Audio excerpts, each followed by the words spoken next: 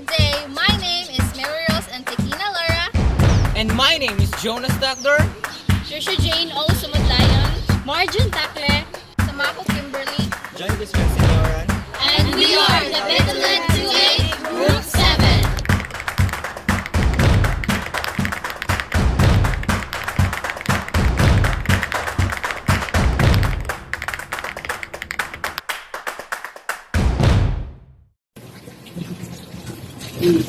Good afternoon, everyone. I am Renata Sinalamba.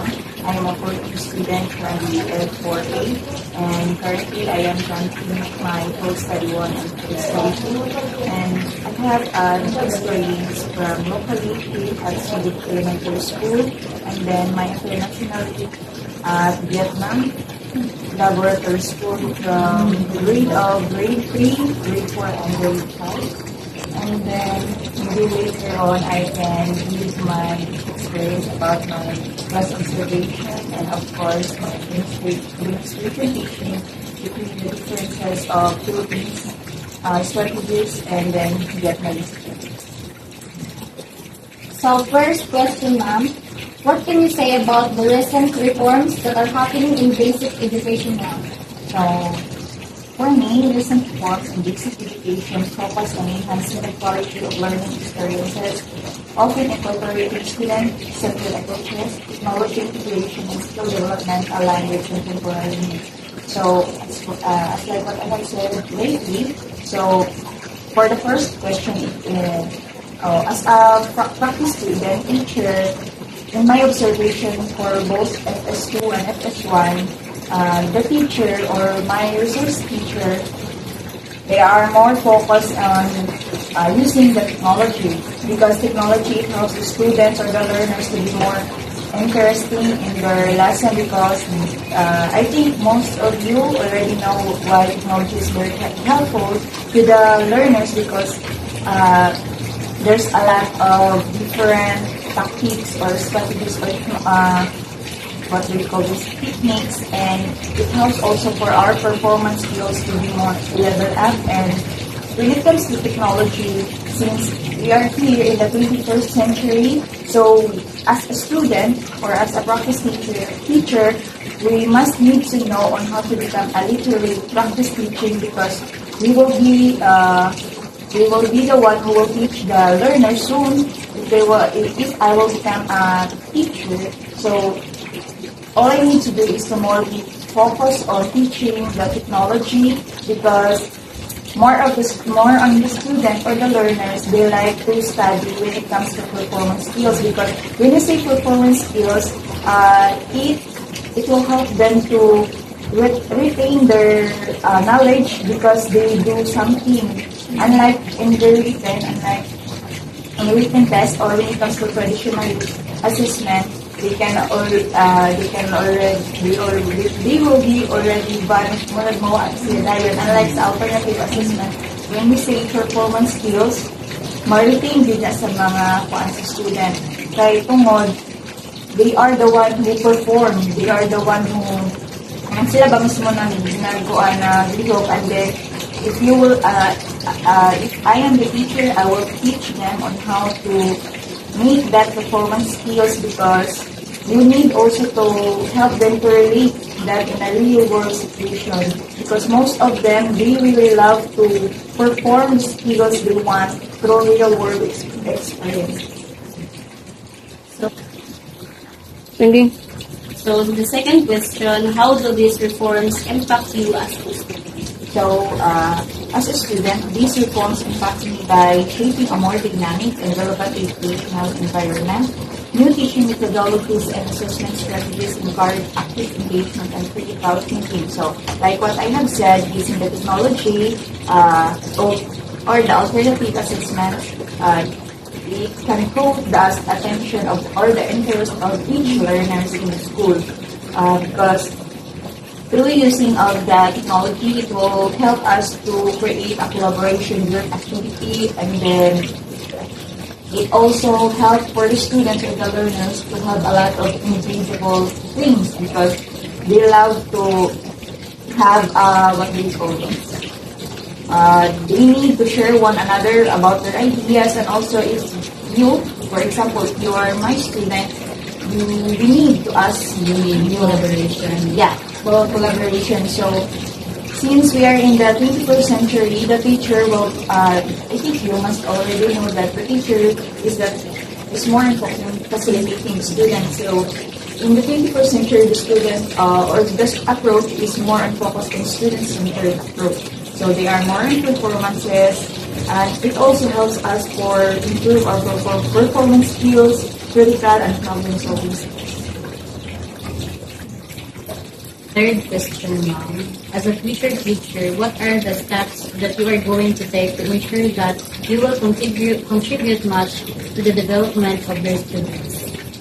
Thank you. So my answer is I aim to contribute significantly to my students' development through multi-faceted approach. Staying informed about evolving educational practices, I will create inclusive and engaging classrooms, utilizing technology effectively, building strong relationship with students, fostering a love of lifelong learning, and promoting critical thinking skill will be integral aspects of my teaching philosophy. So, for instance, incorporating project-based learning activities and providing constructive feedback on assessment will be practical implementation of these principles.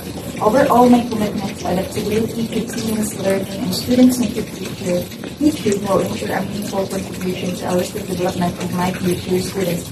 Not only for the students, but also for my personal and professional growth, so that I can be more literate when it comes to technology. I will attend a lot of trainings, seminars, so that it will help also for my professional and both personal growth to share my knowledge and talents to my future learners, because since I am a future educator, it means that as a future educator, you must be more knowledgeable about all the things around you, since you will be the one, or you are the role model not only for the school but also in the whole environment. You need to mold or help the students to be more knowledgeable not only inside the school but also the new adaptation when it comes to technology. Okay? That's all.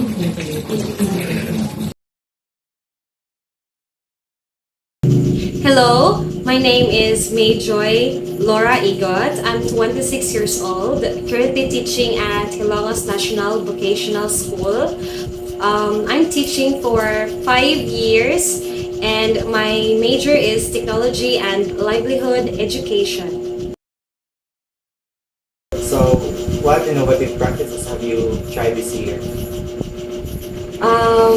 Well, compared to my previous school year, I have a lot of innovative teaching practices that I have done for this year, because from the previous year, it was my first time to handle my major, which is Automotive 9, which is given to me for the first time. So I have to do a lot of research and study. While on this year, I have already knowledge about the topic, and most especially, I want to more involve my students to the concepts and principles of my topic. So I have a lot of teaching practices that inculcated in my lecture or discussion. So examples of this one is the activities that I have given is, for example, I have given debate, educational and formal flip-top battle, and I have also inculcated Filipino activities such as Sabayang Pagbigkas, which I think would develop or improve the oral communication skills of my students, and especially the unity in a group and their teamwork, so that they can get these skills to have them inculcated in their own talents and to develop their growth as an individual. And what prompted you to do it? Well, so for most of the time, my topics are involving with machines, engines, and how the piston works and engine works. So it must have been boring for the kids or the children to listen to something that they have not actually encountered yet. So what I do is that I give most of my time to give them activities to make themselves involved with the concepts and principles so that they will eventually learn to love and have interest on the subject. And most of the time, they will have a lot of fun doing the activities that I'm giving to them. So since you are mentioning innovative practices in your classroom, so will you influence other teachers in your school to try this innovative practice? So why or why not? For me, teachers are like videos. So we find a lot of ways to somehow improve our teaching and to more engage, to more have an interest from our learners. So if ever there is a coworker that would ask me about the technical know-how, how do I give my activities, what are the activities I would give, about online technologies and using the applications from the internet to be included in our classroom discussion or activities, I would be more than willing and happy to help them. So thank you so much, Ma'am May Joy, for giving us insights about innovation practices. And I have learned a lot, and also my co-interviewer, which is John Christian Senioran. And maybe someday we will use that when we become a teacher. So thank you so much. You're welcome. Good afternoon, ma'am. Good afternoon. My name is Jonas Tucker, all the way from Southern Lake State University main campus. Thank you for this opportunity to have a face-to-face interview. So are you ready, You're ma'am? welcome, I guess. So number one question, ma'am, is what prompted you to assume a leadership role? Okay. Knowing the fact that to be a leader will never be easy, just like what Spider-Man said, that great power comes with great responsibility. But I have always visions. I always have visions for our learners, and I know that these visions will only become realities if I am the one leading. Because if you really give a person power, so that is where dreams come true. And now, even if I'm already a school head, to translate these visions better into realities, I still keep on equipping myself with the necessary skills and competencies as a leader. That is why I am still learning a lot. So leading and learning are very important. So while I am leading, I am also learning at the same time. I think that's the very important part of becoming a leader. So what made me decide to accept the challenge of being a leader is that I know that by leading, I will grow. Even though it is also a fact that all of us are leaders in our own ways, but it takes a special person to lead. And okay. So number two questions, ma'am, are what are the challenges that you encountered as a teacher leader? The challenges, of course, is being a leader, you have to manage different people of different personalities, people with different skills, and you are going to harmonize all these skills to succeed in every program, projects, and activities that your school has. So that challenge also will be the acceptance of your personnel, meaning the positive attitude towards what you want them to do, because obedience is very important. And another challenge is if the element of trust, because if they don't trust you as a leader, they will not follow you, or they will not do what you say or what you tell them to do. So as a teacher leader, I have to be just, I have to be balanced, especially with the needs against the jobs that they are going to do.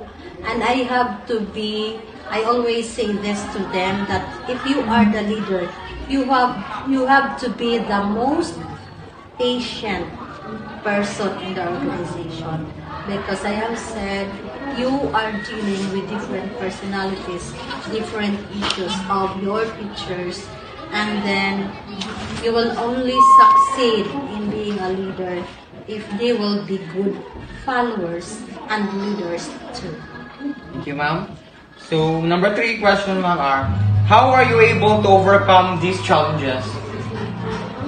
How am I able to overcome these challenges? Through proper dissemination of information, through understanding their concerns and their needs. I will overcome these challenges. I will also make myself deserving of their obedience, of their trust, and most especially of their respect.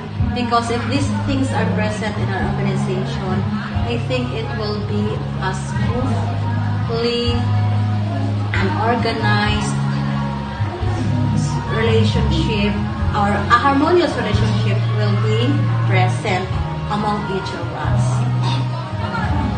Thank you, ma'am, for your cooperation. I would like to say thank you very much. Okay, I hope my answers are correct, since these are instant questions, but I spoke from the heart. So I shared with you my real experience, and I just answered as best as I could. So I hope it would be enough. Thank you, ma'am. Thank you for Okay.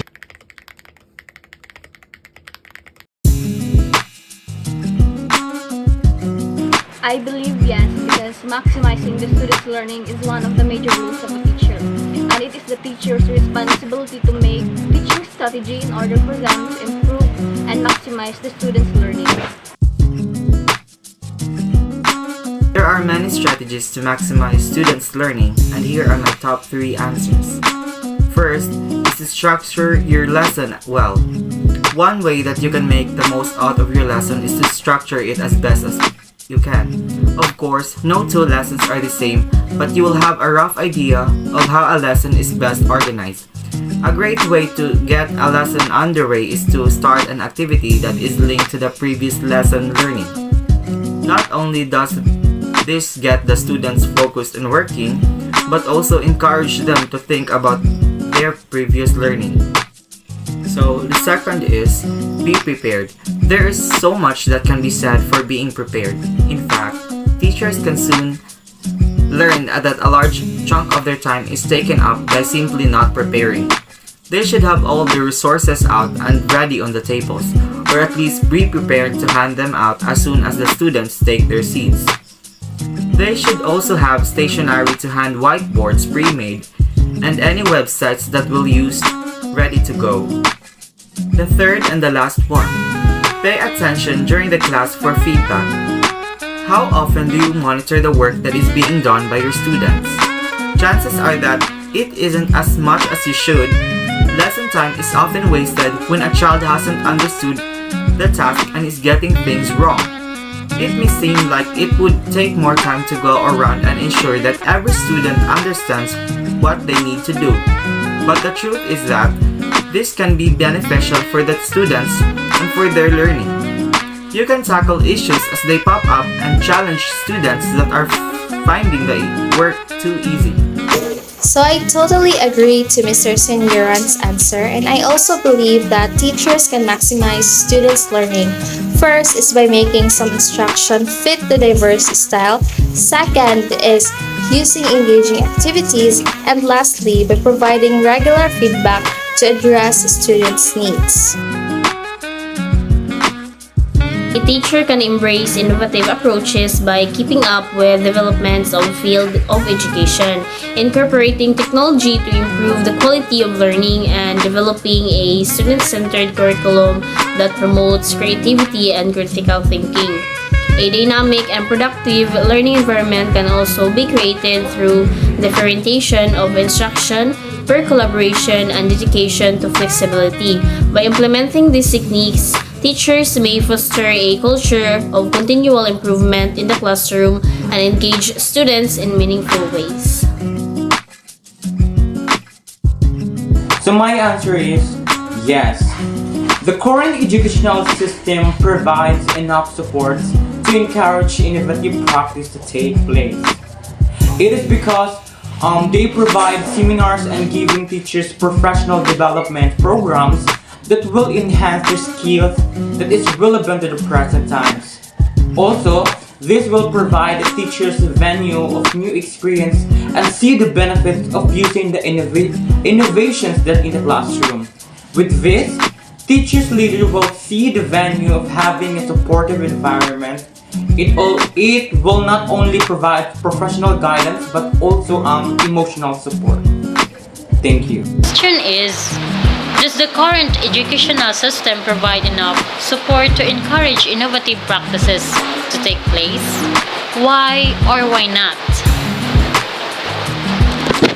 For me, as a future educator, the current educational system does not always provide support to encourage innovative practices to take place.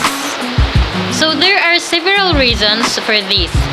First, is many educational institutions are only focused on the traditional methods of teaching and learning, which can make it difficult for innovative practices to take hold. Second, there is often a lack of funding and resources available to support innovative practices, which can make it difficult to implement them in the classroom. So, overall, there are efforts being made to encourage innovative practices in education. The current system does not always provide the support that is needed to fully practice their potential. Thank you.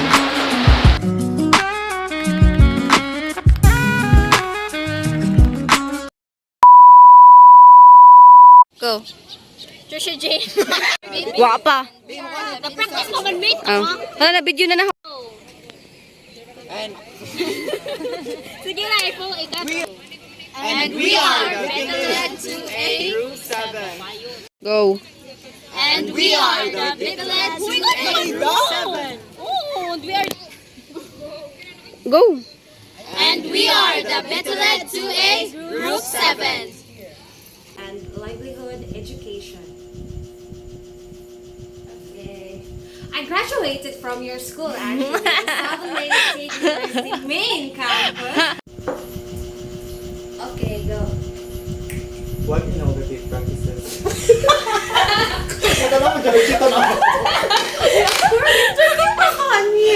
Letting us know different kinds of innovative practices in your classroom. So may God bless us all. Thank you.